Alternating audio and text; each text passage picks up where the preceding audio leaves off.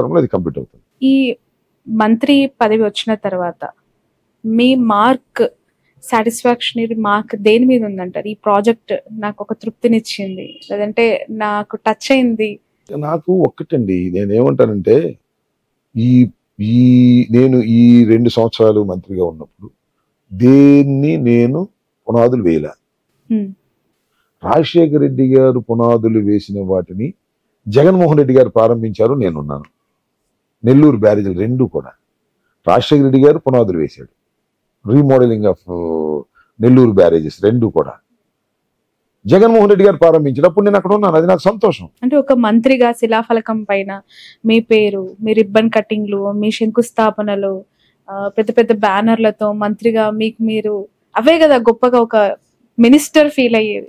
No, ఎందుకంటే ఇవన్నీ కూడా ఇప్పుడు ఫర్ ఎగ్జాంపుల్ అది మీకు సాటిస్ఫాక్షన్ గా అనిపిస్తున్న చూసే వాళ్ళకి అభివృద్ధి జరగలేదు, మంత్రి గారు ఏం చేయలేదు, ఇవన్నీ కామన్ గా మాట్లాడితే అభివృద్ధి జరగలేదు. ఇప్పుడు నీటి పారుదల ప్రాజెక్టులు అనేవి చాలా సుదీర్ఘ కాలం నుంచి జరుగుతున్నటువంటి అంశాలు. ఇప్పుడు వెలుగొండ ఉంది, వెలుగొండ కూడా డాక్టర్ వైఎస్ రాజశేఖర గారు ప్రారంభించారు.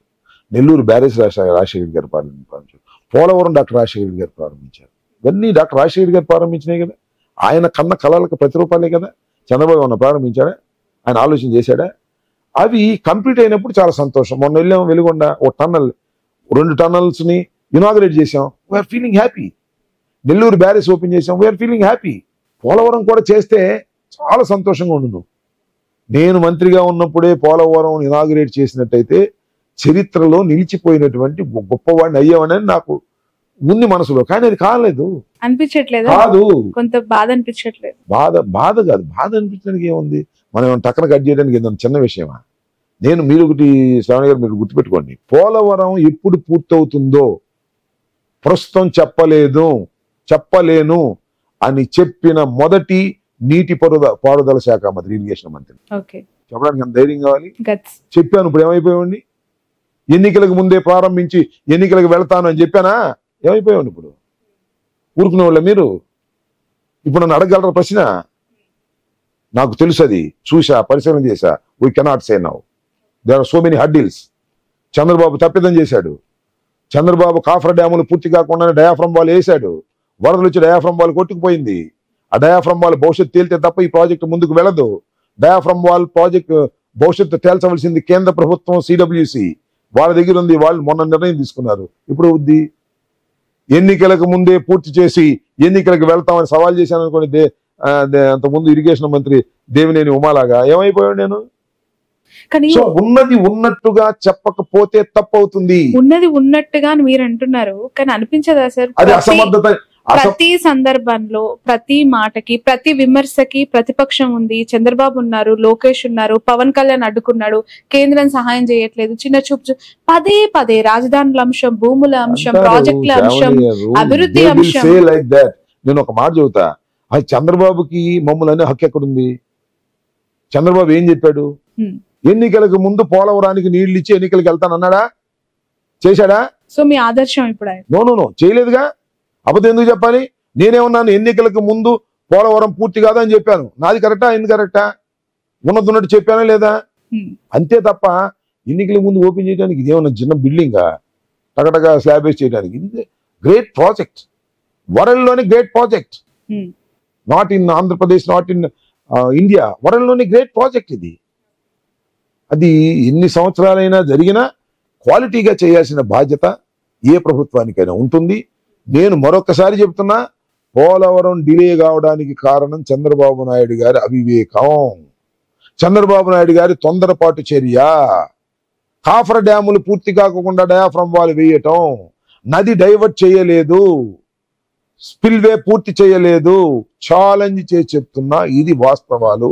పరిశీలించిన వాళ్ళకి అర్థమవుతుంది. ఎవరు పరిశీలించరు. కావాల్సింది ఏంటి? పోలవరం ఇప్పుడు పూర్తి చేస్తారు అంతే. నిజంగా కూడా అదే కావాలి ప్రజలకి. పోలవరం రాంబాబు గారు మంత్రిగా ఉన్నప్పుడు పూర్తి చేశారా? జగన్మోహన్ రెడ్డి గారు పూర్తి చేశారా? లేదా చంద్రబాబు గారు పూర్తి చేశారా అనేది కావాలి. కానీ మీలాంటి వాళ్ళకి వాస్తవాలు తెలియాలి, ప్రజలు అర్థం చేసుకోవాలి. That is my point. ప్రతి సందర్భాన్ని ఎక్స్ప్లెయిన్ చేయగల సామర్థ్యం, ప్రతి విషయం పైన ఒక స్పష్టత మీ సొంతం.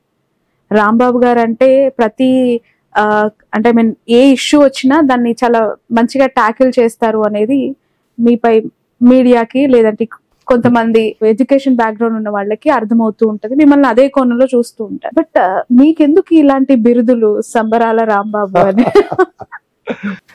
నేను సంబరాల రాంబాబు నేను చెప్పాను, మీరు చూసారు పాట. అవును, ఎందుకు రాయించుకున్నారు? మీ మీద మీరే సంబరాల రాంబాబు అని పాట రాయించుకున్నారు. పవన్ కళ్యాణ్ ఏమన్నాడు, ఆయన వాడు ఉన్నాడు కదా సంబరాల రాంబాబు అన్నాడు. It is a negative. I started from negative to positive, that's all. సంబరాల రాంబాబు తప్పే ఉంది అసలు. బట్ ఒక విమర్శని హార్ట్ కి తీసుకుంటారు, ఫీల్ అయిపోతారు, చాలా డౌన్ అయిపోతారు. మీరు అంత స్ట్రాంగ్ గా సాంగ్ ని, నెగిటివ్ కమెంట్ ని పాజిటివ్ గా చేసుకొని ఆ పాట రాయించుకొని ఆ పాట పెట్టుకొని నలుగురితో కలిసి డాన్స్ చేయటం చాలా షాకింగ్ అనిపించింది. ఒక విషయం చెప్పండి మీకు, మా అమ్మాయి శ్రీజ అని, she's in US. Okay. First ఈ పాట అంత అయిన తర్వాత నాకు డౌట్ వచ్చి కొంతమంది చెప్తే ఏంది ఇది ఇట్లా ఉంది అన్నారు. మా అమ్మాయికి పంపించాను నేను. మా అమ్మాయి విని నాకు ఫోన్ చేసి, డాడీ సూపర్ గా ఉంది పాట, యూ స్టార్టెడ్ నెగిటివ్ పాజిటివ్ గా నువ్వు చాలా ధైర్యంగా చేసావు డాడీ, ఇది రిలీజ్ చేయమంది. Then I release it. నాకు డౌట్ ఉంది, కానీ డాడీ నువ్వు ఏదైతే పవన్ కళ్యాణ్ నేను సంబరాల రాంబాబు అన్నాడో, ఎస్ నేను సంబరాల రాంబాబునే అంటూ ప్రారంభించి నువ్వు పాజిటివ్కి వెళ్ళావు, నీ ధైర్యం చాలా గొప్పది డాడీ, ఇది బ్రహ్మాండంగా సక్సెస్ అయింది, నువ్వు వదులు డాడీ అంది. అప్పుడు నేను వదిలే చెప్తున్నా విషయం.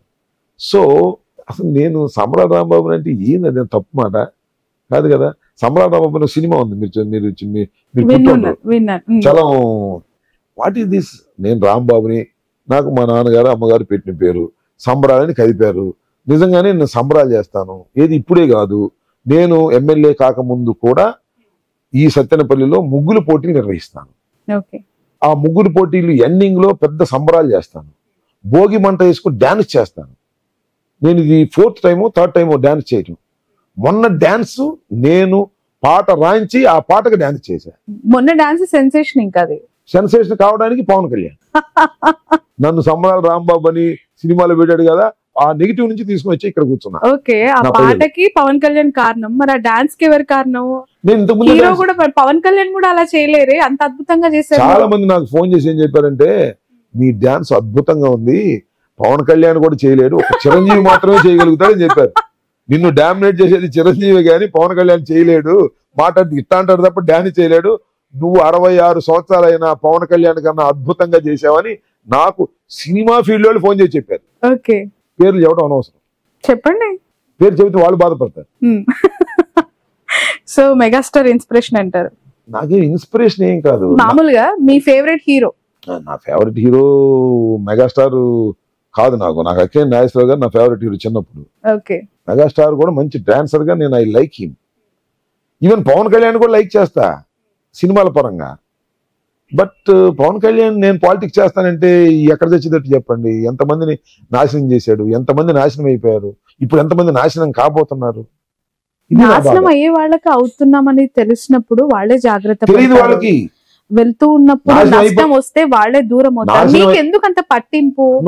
పవన్ కళ్యాణ్ ఏం చేస్తున్నాడో పొద్దున్న లేస్తే ట్వీట్ల రూపంలో రాంబాబు గారు మీరేసే 10 ట్వీట్లలో పవన్ కళ్యాణ్ తిట్టే ట్వీట్స్ చాలా ఎక్కువగా ఉంటాయి. నేను అసలు తిట్టను. నెంబర్ 1, మీరు ఎక్కడ తిట్టి చూపించండి, వాళ్ళు తిడితే నేను తిడతా అంతే తప్ప ప్రతిస్పందన తప్ప నేను ఎక్కడ కూడా విమర్శ ఘాటుగా ఉంటుంది, విమర్శ తగిలేదట్టు ఉంటుంది, గుచ్చుకునేదట్టు ఉంటుంది. ఆ ట్వీట్లను మీరే పెడతారా? ఖచ్చితంగా నేనే. ఎవ్వరి సలహాలు లేవు. అంటే మీలో ఒక తెలియని కవి కూడా ఉన్నారు, చాలా సెంటెన్స్ కూడా అద్భుతంగా ఉంటాయి అవి, ఆ లైన్స్ అన్ని. మా కృష్ణమోహన్ గారు, మా మీడియా అడ్వైజర్ ఉన్నారు కదా, జీవిడి కృష్ణమోహన్, ఆయన ఏం చెప్పారంటే ట్వీట్ అంటే క్వీ అన్నాడు అంతే. ట్వీట్ అంటే ఇంత బాగా రాయకూడదు అన్నాడు. I followed it. నా ట్వీట్ క్వీ అని ఉంటుంది అంతే, 2 లైన్లు, మాక్సిమం 4 లైన్స్. అంతకు మించి ఊనే చేట భారతాలు రాయటం నాకు ఇష్టం ఉండదు. ఆయన చెప్పిన దాని మీద ఇన్స్పైర్ అయ్యాను నేను. ట్వీట్ అంటే అది అని దాంతోనే వేస్తాను నేను. అంతేగాని ఇంత బాగా రాసి మొత్తం అంతా ప్రణాళిక అంతా రాసి సినిమా కథలాగా రాసి ట్వీట్ చేస్తే ఎవడు చదవడు పెట్టని నా ఉద్దేశం. Okay, right. ఇంకొకటి, సంబరాల రాంబాబు అయిపోయింది. నెక్స్ట్, మీరు ఎమ్మెల్యేగా గెలిచిన తర్వాత ఇక్కడ మీకు ఇక్కడున్న ప్రజలు కావచ్చు, మీరంటే గిట్టని కొంతమంది వర్గాలు నోటి దురుసు కారణంగా నోటి పారుదల శాఖ మంత్రి, ఇది కొత్త శాఖ మంత్రి అంటారు. ఇది తెలుగుదేశం వాళ్ళే నేను నోటిపారుదల శాఖ మంత్రి అనేవాళ్ళు తెలుగుదేశం వాళ్ళు ఎక్కువ. ఆయన నీటిపారుదల కాదు నోటిపారుదల అని. ఎస్, నేను నోటిపారుదలే, ఇది నా శాశ్వతం. నా నోటిపారుదల శాఖ అనేది నా శాశ్వతం. జగన్మోహన్ రెడ్డి గారు ఇచ్చింది నీటిపారుదల, లేకపోతే ఇంకోటి ఇస్తాడు రేపు. That is different matter. నోటిపారుదల ఏంటంటే అద్భుతంగా మాట్లాడతాడని నేను తీసుకుంటా దాని నుంచి. వాళ్ళు నోటిపారుదల నీటిపారుదల శ్వాస కలిసినామే కానీ అంబటి రాంబాబు గారు నీరు ఏ విధంగా గలగల గలగల గలగలని ప్రవహిస్తుందో రాంబాబు గారు నోరు కూడా గలగల గలగలగని ప్రవహిస్తుంది, మనల్ని భయపెడుతుంది అని అనుకుంటున్నారు వాళ్ళు. Yes, I'm accepting that. నేను బేసికల్ గా శ్రావణి గారు, నేను ఐఎమ్ ఏ పొలిటీషియన్. కేవలం మంత్రిని మాత్రమే కాదు, బేసికల్ గా పొలిటీషియన్ని. పొలిటీషియన్ గా నేను చేయవలసింది ఏమిటి? రాజకీయాలు. రాజకీయాలు అంటే ఏమిటి? నేను స్పోక్స్ పర్సన్ ని, మాట్లాడగలను. బట్ కొన్ని స్పీచెస్ లో స్టేజ్ ఎక్కినప్పుడు ఇక్కడ ఉన్న స్థానికంగా మీరు మీటింగ్స్ కండక్ట్ చేసినప్పుడు నన్ను క్షమించండి, ఈసారి నేను అందరినీ కలుపుకొని పోతాను, ఎవరిని ఇబ్బంది పెట్టను. అలా కాదు. ఎస్, మీరు అన్నారు కదా, నేను ఒక్క మాట చెప్తాను. అంబటి రాంబాబు లంచగొండి అని ఎవరు అనలా ఇంతవరకు, తెలుగుదేశం వాళ్ళు కానీ ఇంకోళ్ళు కానీ. అంబటి రాంబాబు తగాదాలు పెడతాడు అని ఎవరు అనలా. అంబటి రాంబాబు భూదందాలు చేస్తాడని ఎవరు అనలా. అంబటి రాంబాబు ట్రాన్స్ఫర్ల కోసం కక్కుర్తిపడి డబ్బులు తీసుకుంటాడని అనలా. నన్ను అందల్లా ఏంటంటే రాంబాబుకి నోటి దురుసు అన్నారు. నేను ఒకటే చెప్పా, ఇన్ని మంచి పనులు చేసినప్పుడు నా నోటి దురుసుని క్షమించి నాకు ఓటు వేయలేరా అని అడిగా. ఇదే నా మీద ఉన్న విమర్శ ఏంటి? కానీ ఒక దెబ్బ కంటే ఒక మాట బలమైంది అంటారు. సరే, ఇంకా అంటే అన్నారు. అన్నిటినీ మించి ఆ మాటను వెనక్కు తీసుకొని క్షమించు అంటే దాన్ని కూడా క్షమిస్తారేమో కదా. I will see. They are all my people. నా వల్ల ఏమీ నష్టపోలేదు, వాళ్ళు నా వల్ల లాభమే పొందారు. నేను నాకున్న ఒకే ఒక్క మంచి లక్షణమా చెడు లక్షణమా నాకు తెలియదు, కానీ నాకున్న లక్షణం ఒకటే, అంత్యనిష్ఠూరం కన్నా ఆది నిష్ఠూరం మంచిది అని నమ్మేవాడిని నేను. నాకు కొడిజే రోసి గారు చెప్పాడు ఫస్ట్ టైం ఎమ్మెల్యే అయినప్పుడు.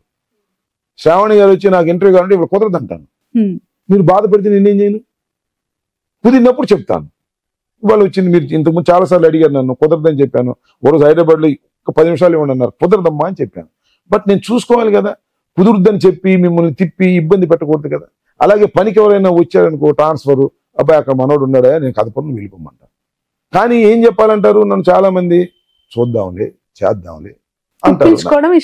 నాకు ఇష్టం లేదు, నన్ను అర్థం చేసుకుంటారని నమ్ముతున్నాను. ఈ నోటి దురుసును కూడా క్షమించడం క్షమార్హమైందా? ఇంతే. కాకపోతే వ్యంగ్యంగా మాట్లాడతాను అనేది నిజమే, వ్యంగ్యంగా మాట్లాడే చిన్నప్పటి నుంచి అంతే వెటకారం ఉన్నది. నేను స్టూడెంట్ లైఫ్ నుంచి అంతే. నేను సడన్ గా పాలిటిక్స్ లో లీడర్ని కాలేదు, స్టూడెంట్ లైఫ్ లో నేను లీడర్ని. నేను జూనియర్ కాలేజీలో స్టూడెంట్స్ యూనియన్ ప్రెసిడెంట్ ని, డిగ్రీ కాలేజీలో స్టూడెంట్స్ యూనియన్ ప్రెసిడెంట్ ని, లా కాలేజీ ఎన్విపి లా కాలేజీ అని విశాఖపట్నంలో స్టూడెంట్స్ యూనియన్ ప్రెసిడెంట్ ని. ప్రెసిడెంట్ అంటే నామినేటెడ్ కాదు, ఎలక్టెడ్. అప్పుడు ప్రెసిడెంట్ ఎలక్షన్స్ చాలా పోటాపోటీగా ఉండేవి. సో ఇవన్నీ చిన్నప్పటి నుంచి ఎదిగాను. కింద పడ్డాను, మీద పడ్డాను. రాజశేఖర రెడ్డి గారు ముఖ్యమంత్రిగా ఉన్నప్పుడు నేను పోటీ చేయని వాలంటరీగా తప్పుకున్నాను. సో దిస్ ఆల్ ఒక జీవిత గమనం అది. దీనిలో పొరపాటు, నేనేం దుర్మార్గుని కాదు, నేనేమి అన్యాయాలు చేసే వ్యక్తిని కాదు. కాబట్టి నా ప్రజలు నన్ను కాసేపు రాంబాబు అన్న అట్ట అన్నాడు ఇట్ట అన్న సర్దుకుంటారనేటువంటి విశ్వాసం నాకుంది. విశ్వాసపాత్రుణ్ణి, జగన్మోహన్ రెడ్డి గారిని నమ్ముకున్న వాడిని, ప్రజలకు మేలు చేసేవాడిని. బట్ గుండె మీద చేసుకొని ఒక సమాధానం చెప్పండి. కానీ మీరు అట్లా అడిగితే కొన్ని సమాధానం చెప్పలేని కొంటే రాజకీయాలకి. మీరు అడగండి, గుండె మీద చేసుకునేది చెప్తాను, చేసుకుని వేసుకోండి. మీరు ఒకసారి వేసుకుంటే అడుగుతాను. మీరు చెప్పండి. రాంబాబు ఎలాంటి కరప్షన్ చేయలేదా? నేను ఇంతకు ముందు కూడా చెప్తే దాన్ని ట్రోల్ చేశారు. చిన్న కరప్షన్ అన్నారు, అందుకని ఇప్పుడు మళ్ళీ అడుగుతాను. నేను ఒక మాట చెప్తాను. పెద్ద కరప్షన్, చిన్న కరప్షన్. నేను ఒక మాట చెప్తాను. రాజకీయాల్లో ఉన్నప్పుడు గుండె మీద చేయి వేసి చెప్తున్నాను, చిన్న చిన్న పొరపాట్లు జరగకుండా ఉంటాయా? నేనేమన్నా మహాత్మా గాంధీనా? లేదు నేనేమన్నా వావిలాల గోపాలకృష్ణయ్య గారినా? చెప్పండి. I'm not such.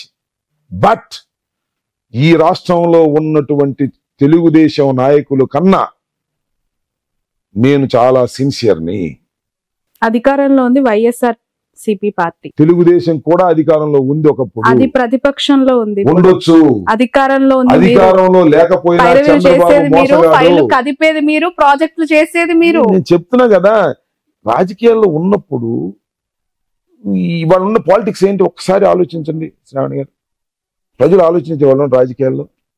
నేను ఎంత క్లీన్ గా ఉన్నాను నా ప్రజల మధ్యన, అయితే తప్పు చేయలేదు అని నేను అనలేనే. నేను క్లీన్ గా ఉన్నా లేదా నా ప్రజల మధ్యన, సత్యనపల్లి ప్రజల మధ్యన, రాష్ట్ర ప్రజల మధ్యన ఐఎమ్ వెరీ క్లీన్. ఇప్పుడు ఆపరేషన్ లేకుండానే మోకాళ్లకు ప్లాస్మా ట్రీట్మెంట్, మీ ఆర్థోపెడిక్ సమస్యలన్నిటికీ రోబోటిక్ టెక్నాలజీ ద్వారా తక్కువ ఖర్చుతో శాశ్వత పరిష్కారం, ఫ్రీ కన్సల్టేషన్, ప్రతి ట్రీట్మెంట్ పై 20% డిస్కౌంట్. ఈ ఆఫర్ కొద్ది రోజులు మాత్రమే, త్వరపడండి. V9 hospitals 9281465842